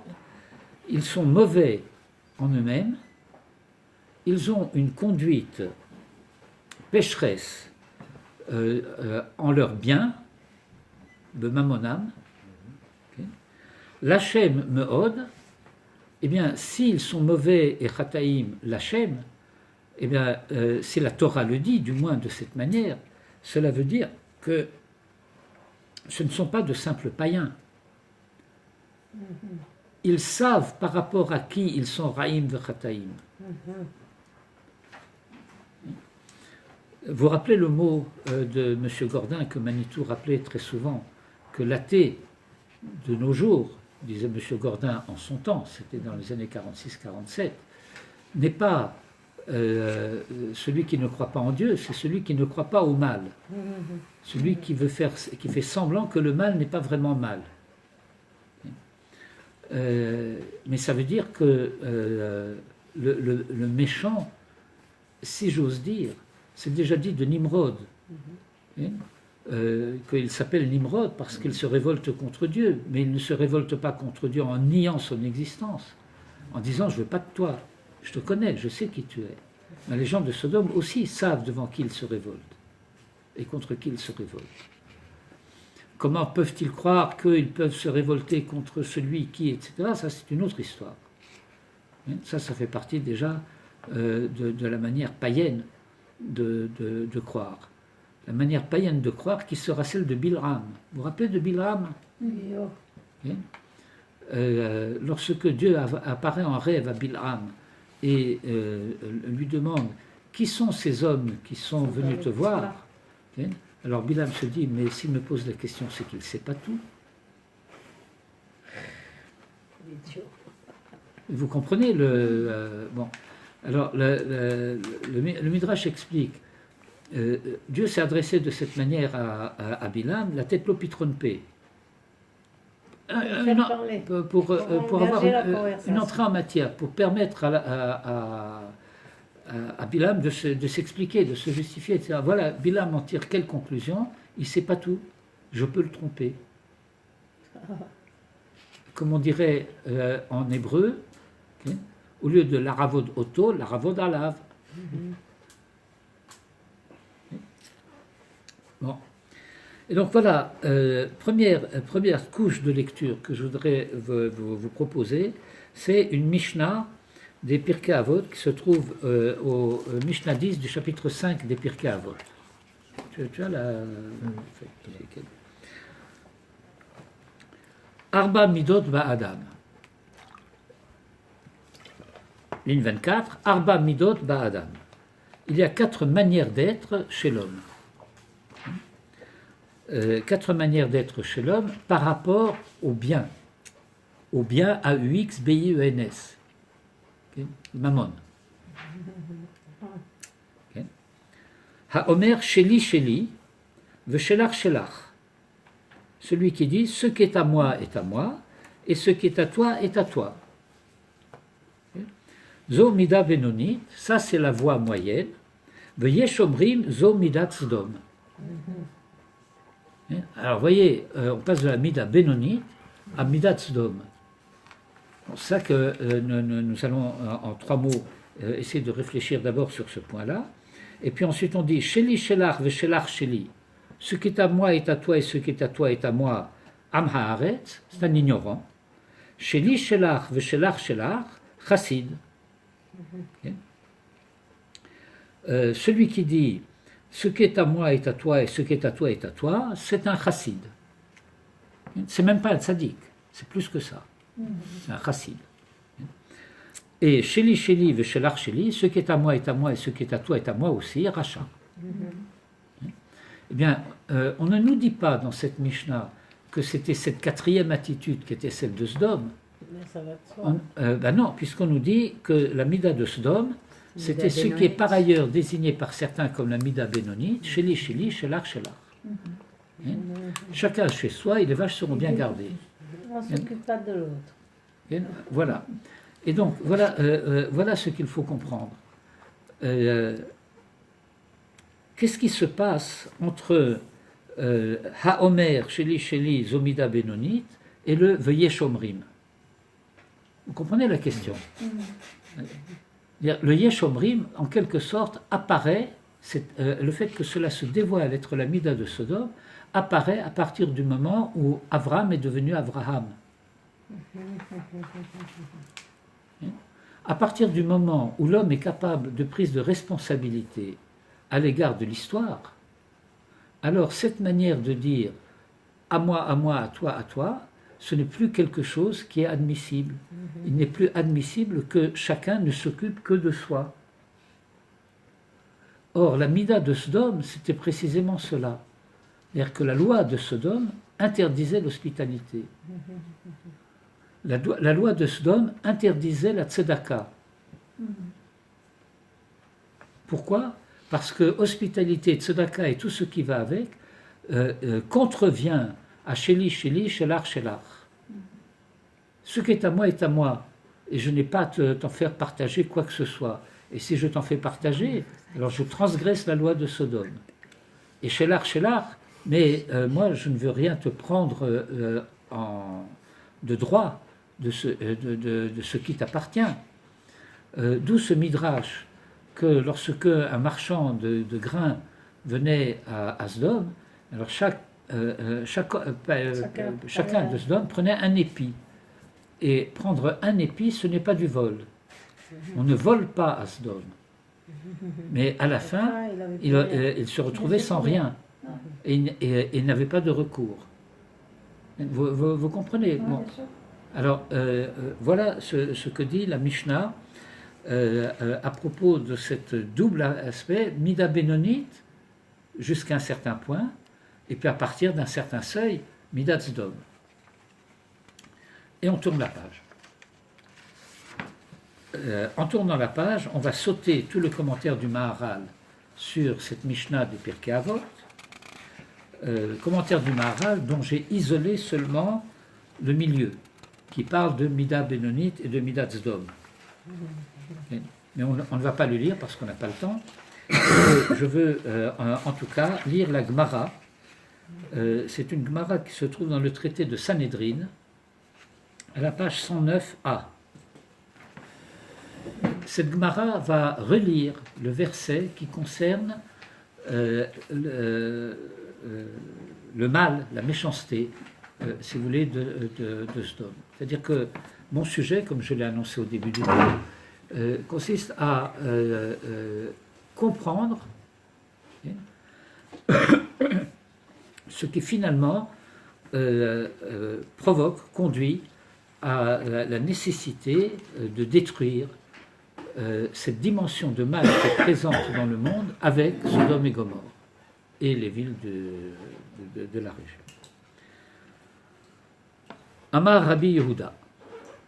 Rabbi Yehuda a enseigné. vous allez retrouver un peu du Rashi. Ra'im begoufam. Ils sont mauvais dans leur personne. Le gouffre, c'est pas simplement le fait qu'ils sont... Leur manière d'être. que c'est leur corps. Mais c'est à la manière dont on dit, dans un tout autre registre, qu'il y a mitzvot hatluyot ba'aretz, il y a mitzvot hagouf. Quand on dit mitzvot hagouf, ça veut dire les mitzvot qui dépendent de la personne de celui qui a à les réaliser, en quelque endroit du monde qu'il se trouve. Là où je suis, cette mitzvah m'incombe. C'est une mitzvah hagouf. Ça ne veut pas dire qu'il s'agisse d'une mitzvah qui concerne le corps.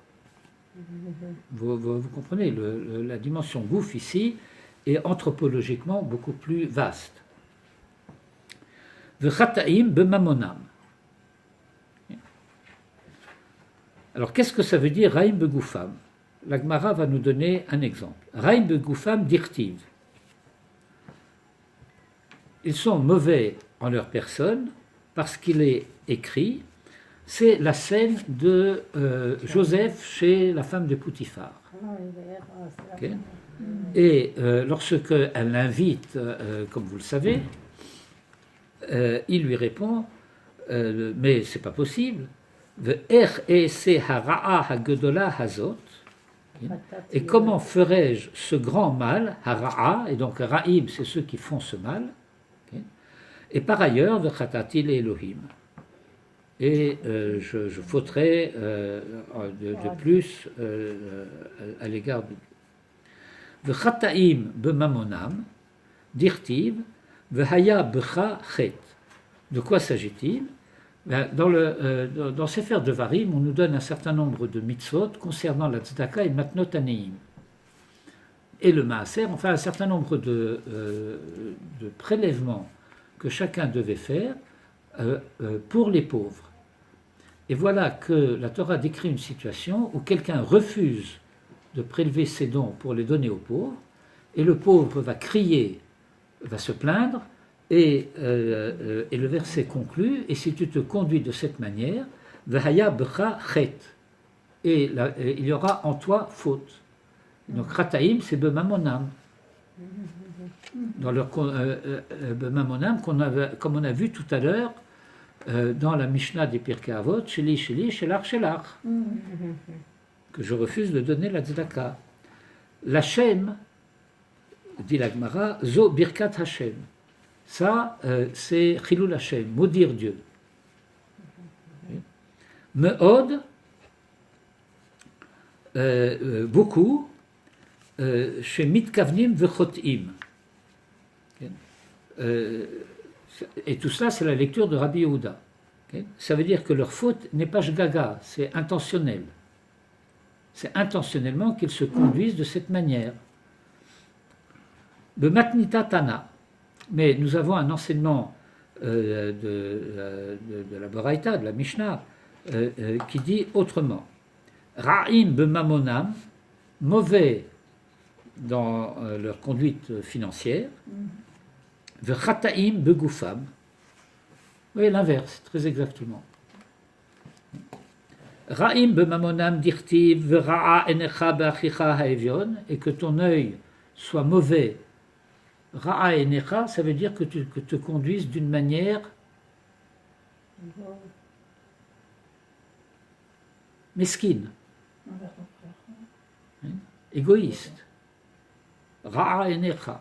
Ain ra'a, c'est pas le mauvais œil au sens mystico, je sais pas quoi, auquel on est habitué.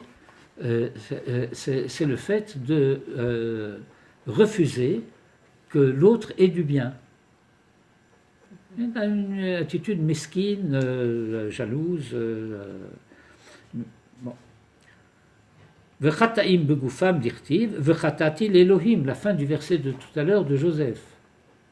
Vous voyez la lecture. L'Hachem, zo birkat Hachem, ça, là on est encore d'accord. Me'od, c'est pas un surplus de mal qui fait que c'est intentionnel. Zo shfichut damim, ça désigne le meurtre. Chez Nehema, parce qu'on dit à propos d'un personnage biblique qui s'appelle Menaché, Vous avez entendu parler du roi Menaché? Ouais. Le roi Menaché était un roi scélérat. D'après le texte du Tanakh, il a fait assassiner Isaïe. Le prophète Isaïe a été tué par Menaché. Vegam dam naki shafar Menaché harbe meod. Et Menaché a aussi versé beaucoup de sang innocent. Alors ce meod, ça fait allusion, ça fait référence au sang innocent versé par Menaché. Et donc, Raïm v'chataim lachem meod, c'est shfichut damim. C'est l'air Adkam. Top. Eh bien, nous allons lire, c'est pas très long, un commentaire du Maharal de Prague sur cette Agada, sur ce passage du Talmud de Sanhedrin 109a.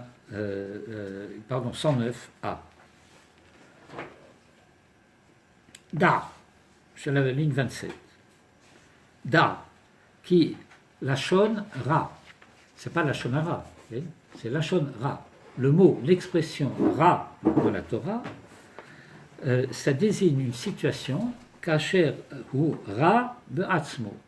Lorsque on parle de quelqu'un en disant qu'il est Ra, ça veut dire qu'il est Ra en lui-même.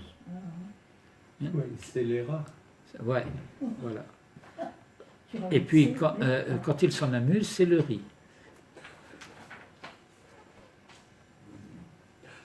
C'est une guerre de légumes. Et voilà ce que le Maharal veut dire. Il y a des situations où quelqu'un agit d'une manière mauvaise. Ses actes sont mauvais, mais ça ne veut pas dire que lui le soit. Mais si la Torah dit de quelqu'un qu'il est Ra, ça veut dire qu'il est Ra dans sa personne, pas seulement dans ses actes. Ra begufo, be'atzmo. Avalachoté, nikra, mais celui qui fait des fautes. Alors la faute qu'il fait, c'est un acte qui est mauvais. Nikra, kacher hu choté bedavar chez eno shayach le gufo le atzmo. Lorsqu'il fait quelque chose, il commet un acte qui n'atteint pas sa personne dans son essence. Mais la distinction entre Ra et Choté. Et par conséquent, la Gemara, dans sa discussion entre Rabbi Yehuda et la Matnita, va considérer qu'est-ce qui est plus grave. Est-ce que c'est le Ra du côté du Mammon ou est-ce que c'est le Ra du côté de la personne? Est-ce qu'on va dire Ra'im begufam ou Ra'im bemamonam? Oui, dans cette la perspective. Le Rabbi Yehuda matril hakatuv bechet shebegufo v'achar kach maskir hachet shebemamon. Pour Rabbi Yehuda, on commence par la faute qui est dans la personne et ensuite la faute qui est dans l'argent. L'argent est une possession, ça ne touche pas la personne même de celui qui faute. V'achet hazeh eno el guf, ne touche pas la personne. Et néanmoins, shayach gamken el hasechel, elle concerne aussi la pensée. Qui a sechel v'hadarat shelo, parce que c'est son intellect, son rapport au monde, à travers la connaissance, shelo, de cette personne, noten, le conduit à, sheihie me'asef mamon, qu'il ramasse de l'argent, le chach, et c'est la raison pour laquelle, achet hazeh hu shayach el hasechel, que de même qu'il y a la faute qui concerne le corps, c'est-à-dire la personne de l'individu, eh bien, il y a cette faute qui concerne l'argent, mais cette faute qui concerne l'argent, ne crois pas qu'il s'agisse seulement d'une faute au niveau d'une mida, qui serait un égoïsme, etc. Ça veut dire qu'il y a là quelque chose qui est détraqué au niveau de la pensée. Ou birkat Hashem itbarach, ou shayach el adibour. Et ensuite, il y a le fait de maudire Dieu. Ça, c'est un mode d'agir qui concerne la parole. Vous voyez de quelle manière le Maharal construit une anthropologie du mal à travers les différents niveaux de l'être. Ça s'appelle Dibour. Elle a Dibour. כן. הדיבור שהוא שכלי, le dibour, il est aussi au niveau de la pensée. Mais il y a quelque chose de plus dans la parole quand elle s'est exprimée que dans la pensée quand elle reste intime. וזה בוודאי יותר שכלי החטא הזה כאשר כופר בעיקר. Et lorsque sa conduite s'exprime au travers de la parole, alors c'est encore pire. ויותר מזה, et plus encore, כאשר הוא מכוון למרוד, lorsqu'il y a intentionnalité de révolte. וזה בוודאי הוא חוטא בדבר שהוא שייך אל השכל לגמרי, qui concerne, pas seulement qui touche à l'intellect, mais qui est entièrement du côté de l'intellect, כאשר מכוון, מתכוון, למרוד. Ça, c'est pour la lecture de Rabbi Yehuda.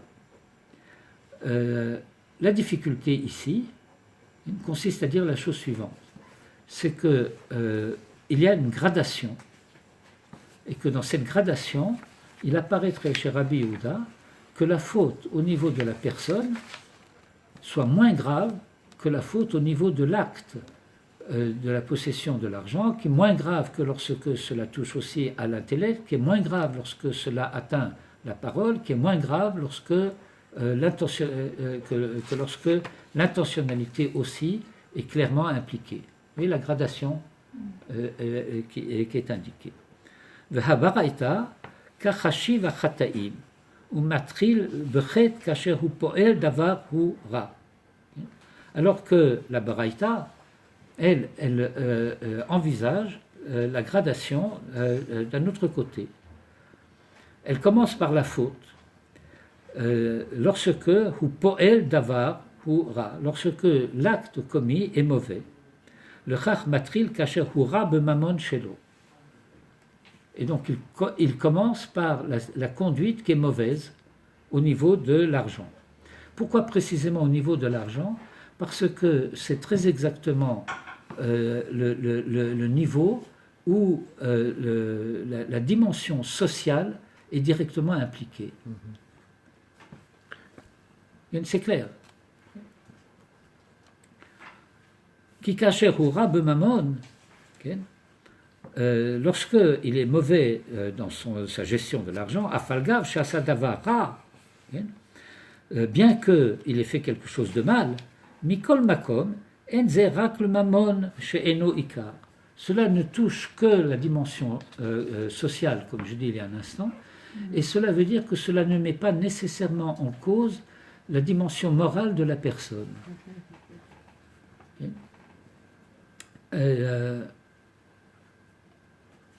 Être ra b'mamono, ça ne veut pas dire encore que ce soit quelqu'un qui serait prêt à faire du mal directement à quelqu'un.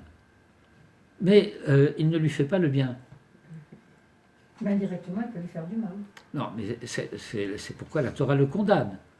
Mais ça veut dire qu'il y a une... non.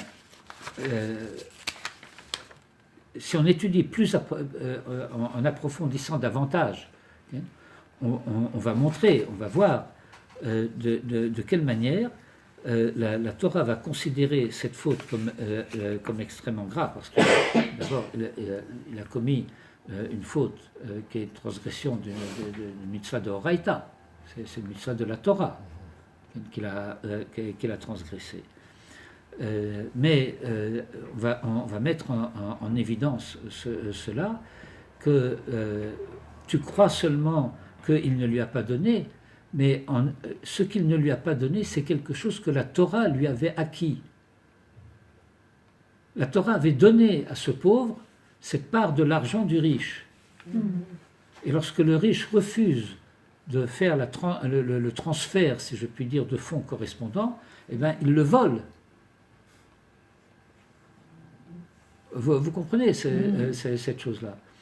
lorsque la Torah dit ça, c'est à lui, et moi je te l'ai donné, et tu es mon chaliar pour faire.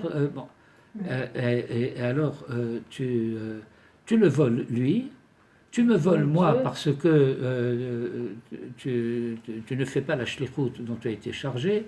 Vous comprenez tout le processus. Je vous ai déjà raconté, je crois, plusieurs fois cette histoire de Rabbi Baruch de Medjeboj. C'était le petit-fils du Baal Shem Tov. Je ne vous avais pas raconté. Alors, il y a dans la bracha du Birkat Hamazon, où on demande de ne pas être réduit au don des personnes, de l'olidé halvatam, ni de leur prêt, et là, mais de ta main grande, généreuse, etc. Et il a éclaté en sanglots en disant ce passage. Quand elle a fini le Birkat Hamazon, sa fille lui dit, mais papa, qu'est-ce qui se passe? C'est de ça qu'on vit. On reçoit des dons de la part des Juifs, et c'est de ça qu'on vit. Alors de quoi tu pleures? Il dit non, voilà. Voilà ce qu'il faut comprendre. Il y a ceux qui croient que lorsqu'ils donnent, c'est de ce qui est à eux qu'ils donnent. Alors ça, on ne veut pas de leur don. Et puis il y a ceux qui croient que lorsqu'ils donnent aux pauvres, ils prêtent à Dieu. L'olidé halvata. Alors on ne veut pas de leur prêt. Mais ce qu'on veut, c'est de ta main grande et généreuse, etc. C'est-à-dire que lorsque celui qui donne, il sait que c'est Dieu qui donne et que lui, il n'est que l'exécuteur, le chaliar de cette chose-là. C'est un joli vort comme ça de Chassidut. Et il pleurait parce qu'il n'y avait pas beaucoup qui donnaient comme ça. Et il pleurait parce qu'il n'y avait pas beaucoup qui donnaient comme ça. Aval kacher ou choté de gouffo, et qu'elle en était lui réduit à recevoir. Aval kacher ou choté de gouffo, mais lorsque il faut dans sa personne, vous voyez, le fait que là, ce ne sont plus les actes, mais l'être est atteint. Davar ze ou yoter chet kacher kilkel gouffo, lorsque sa faute a atteint son identité même, son être même. V'yoter misé birkat Hashem itbarach shekofer beikar, et plus encore que cela, la malédiction ve'en lechad davar yoter gadol misé, et tout se passe comme si, là je ne traduis pas littéralement, okay? J'utilise une licence de traducteur. Et tu pourrais croire qu'il n'y a rien de pire que cela. Ve'en lechad davar yoter gadol misé. Okay? Alors, vous suivez ma traduction? C'est pas ve'en davar yoter misé. Ve'en lecha davar yoter misé. Vous y êtes? Ça veut dire ça veut dire pour toi, tu pourrais croire, toi, que lorsque on blasphème, alors ça c'est le pire du pire. Okay? Mais il y a pire que cela. Ve'yoter misé, shfichut damim. Tu crois que le blasphème, c'est ce qu'il y a de pire? Mais le meurtre, c'est pire que le blasphème.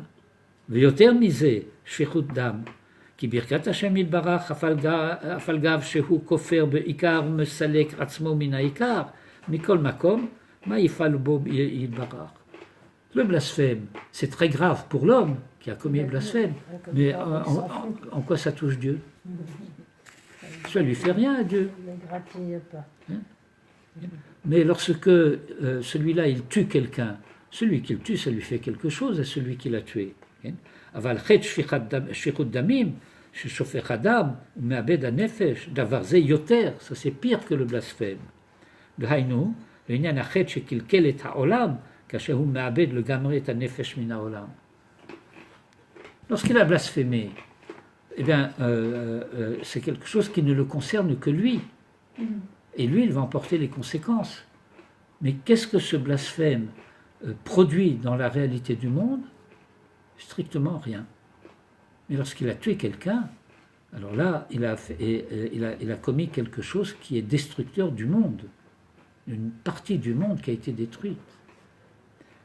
Ou mitzad hazeh, shfichut dam hu yoter min birkat Hashem itbarach. Et donc de ce point de vue-là, contrairement à ce qu'il avait semblé croire, que ça c'est nec plus ultra, qu'il n'y a pas pire, mais il a dit il n'y a pas pour toi pire. Qui birkat Hashem itbarach abshehu choté al Hashem itbarach, bien qu'il est fauté à l'égard de Dieu, mikol makom, im chata el Hashem itbarach, ma yifal el Hashem itbarach. En quoi ceci concerne Dieu? Aval shfichutecha adam, mais si tu verses le sang, hu mevatel ou me'abed ha'adam le gamré. Alors, c'est pas seulement qu'il a tué quelqu'un, il a tué l'identité humaine. Il a annulé complètement l'identité humaine, en un point. Mais ce point est essentiel, parce que c'est une dimension de l'identité humaine qui est irréductible à quelque autre. Irréductible à quelque autre. Il y a un midrash de la Gemara qui dit la chose suivante. Dieu a créé l'homme, et en créant l'homme, il a créé en quelque sorte la matrice de l'identité humaine, à la manière dont quelqu'un qui va créer un seau. Il crée un seau, et donc il a quelque chose qui est en creux, et puis ensuite il va couler des pièces dans le comment s'appelle le modèle, enfin le chose, et toutes les pièces vont sortir identiques. Mais l'homme a créé un modèle et tous sortent différents. Vous comprenez cette loi?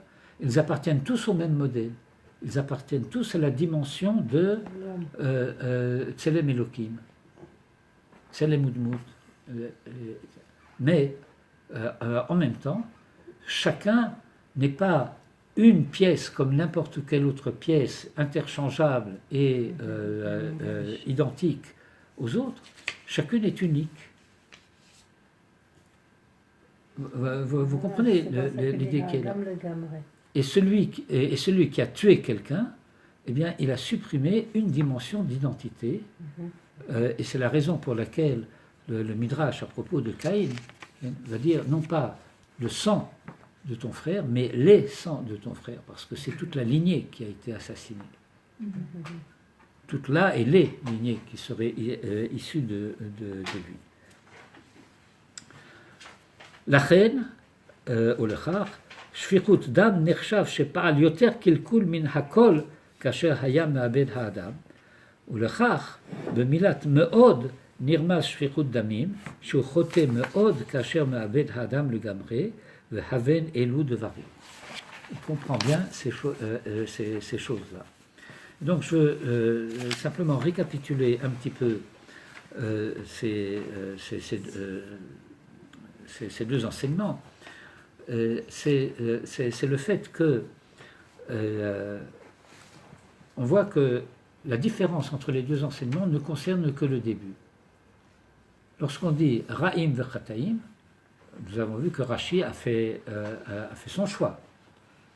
A dit Ra'im begufam, chataim bemamonam. Mais, et donc, qui est la thèse de Rabbi Yehuda.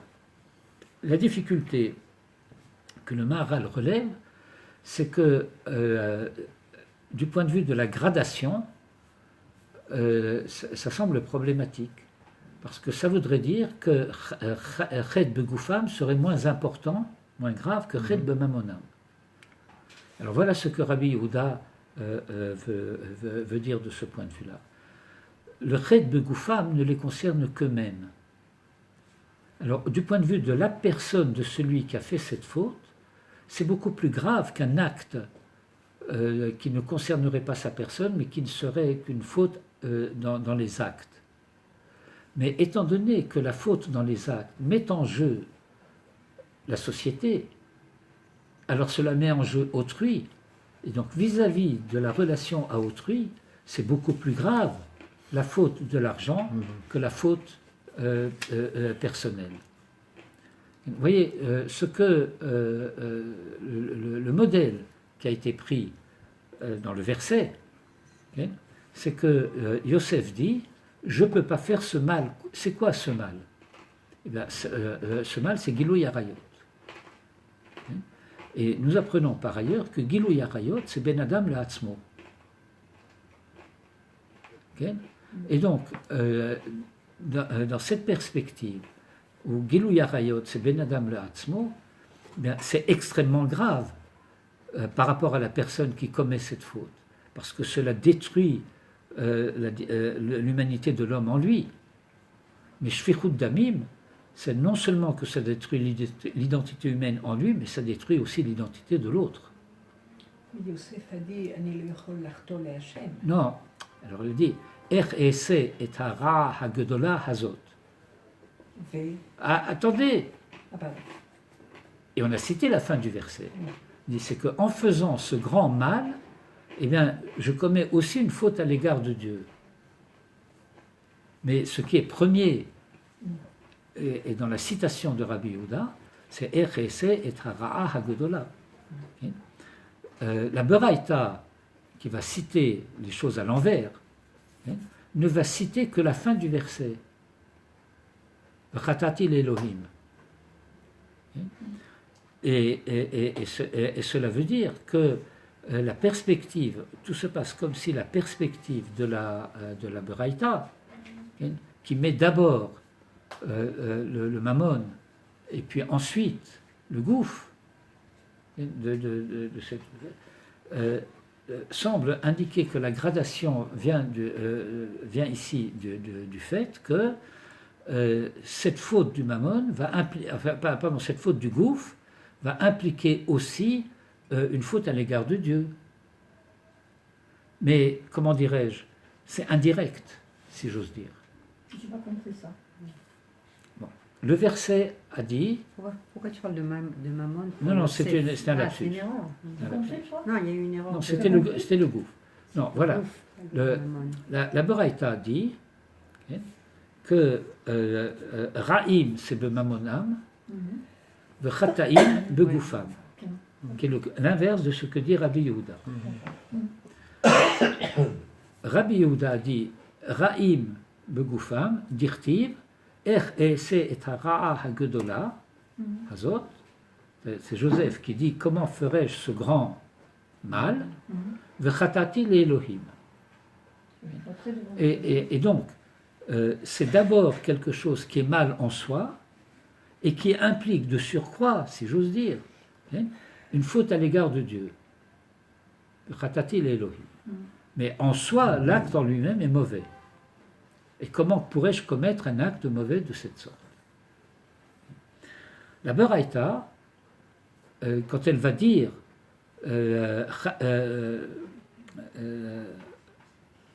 Ra'im b'mamonam, Chataim b'goufam, va reprendre ce verset concernant Joseph, mais ne va citer que la fin du verset. Chatati l'Elohim.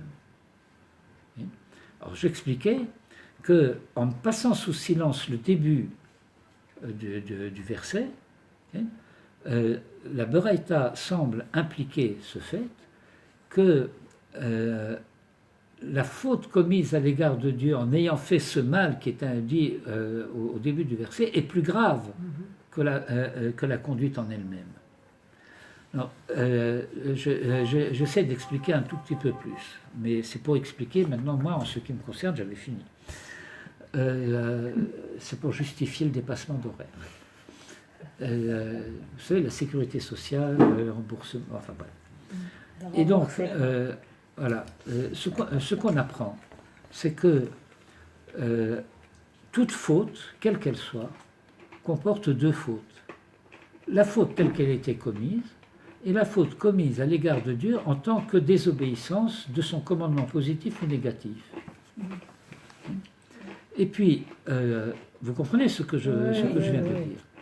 Et puis, il y a celui qui va venir dire, mais non, pas du tout. Il n'y a qu'une seule faute, celle commise à l'égard de Dieu, par l'obéissance ou la désobéissance. Mais ça veut dire quoi? L'acte en lui-même, qu'est-ce qu'il était? Il était neutre. Ce n'est que parce que Dieu l'a interdit qu'il est mauvais. Ça, c'est la position de Leibovitch. Vous comprenez cela? Je pense que c'est clair. Pourquoi il s'est mal de tuer? Parce que Dieu l'a défendu. Si Dieu ne l'avait pas défendu, ça serait ça le mal peut-être. peut-être que dans une autre, je ne sais pas quoi, configuration, Dieu aurait pu ordonner de tuer, alors ça serait ça le bien. Ça va jusque-là, Leibovitch. Bon, moi, je pense qu'il y a quelque chose de mentalement maladif dans cette attitude. Mais C'est païen, enfin. comment? C'est pas quoi? Païen. Yin. Païen. Païen. Pas bien. Païen. Écoutez, pervers, je vais De croire que Dieu peut exiger des non, sacrifices humains je vais vous- pour n'importe quoi. j'ai bien compris. On les Mais aura je vais- qui disent. Je vais essayer non pas de vous expliquer, mais d'illustrer cela sur un tout autre plan. Vous savez qu'il y a quelque chose qui s'appelle la tfila. Vous avez entendu parler de la tfila, ok? On prie, on dit des choses dans la prière, etc. Et la tfila se termine par la dernière bracha, Mvarech et Amo Israël Bashalom, et après cela, il y a ce qu'on appelle un ajout, qui est un Yehiratson, ça s'appelle une trina. De la Shantachanoun, etc. Une trina, c'est une supplication. Et puis vous avez entendu parler du fait qu'il y a des Ashkenazim, et puis qu'il y a des Sfaradim. Puis au milieu, il y a des Sfard, c'est-à-dire les Chassidim, etc. Alors, Nusach Ashkenaz, après avoir demandé ce qu'on a demandé, on dit Assez le man shemecha. Agis, fais pour ton nom. Assez le man yeminecha. Fais pour ta droite, ta droiture. Assez le man kedushatecha. Fais pour ta sainteté. Assez le man toratecha. Fais pour ta Torah. Le Nusach Sfarad est inverse. Il y a assez le man toratecha et après le man kedushatecha. Donc vous avez deux conceptions. Une pour laquelle la Torah est au-dessus de la sainteté et une où la sainteté se dévoile grâce à la Torah. C'est plus logique. Vous comprenez bon, alors, cette attitude ashkenaz qui met la Torah au-dessus de la Kedusha, okay, eh bien, c'est parce que dans la logique du Nusach, la Torah a précédé la création du monde.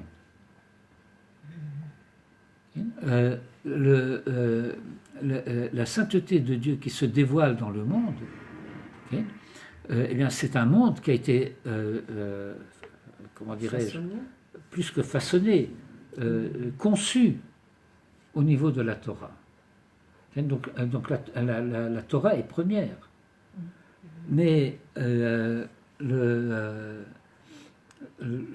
lorsque dans la supplique, on va dire le man Toratecha, de quelle Torah s'agit-il?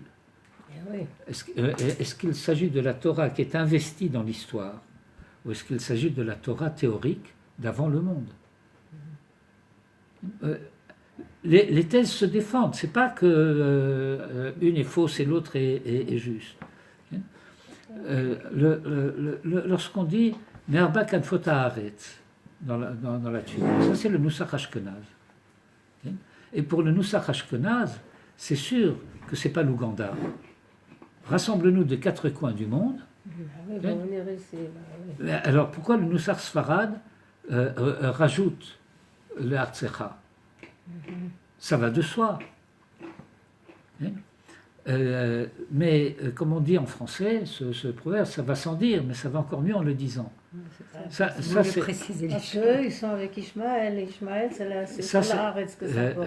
mais d'une part, mais c'est parce que Nachmanide, qui est en controverse avec Maïmonide sur le Minyan HaMitzvot, dit, eh bien, je reprends l'expression de... Et pourquoi quel est le rapport avec tout ce que tu viens de dire? non, parce que j'ai dit les deux Nusachim, Oui. Raïm Begufam, Chataim Bemamonam, ou Raïm Bemamonam, Chataim Begufam. Oui. Et le fait que celui qui dit d'abord Raim be Mamonam et qu'ensuite Chataim be Goufam, parce que le verset a dit Vachatati l'Elohim, mais il n'a plus cité le début du verset. C'est-à-dire que c'est plus grave pour lui, du point de vue du Mammon, qu'il y ait une faute à l'égard de Dieu, que le fait qu'il y ait eu une faute Hara Hagedola. Une faute dans la réalité. Donc à partir de là, j'ai mentionné ce fait que dans toute faute, il y en a deux. La faute commise et la désobéissance à l'égard de Dieu. Les kabbalistes iraient plus loin.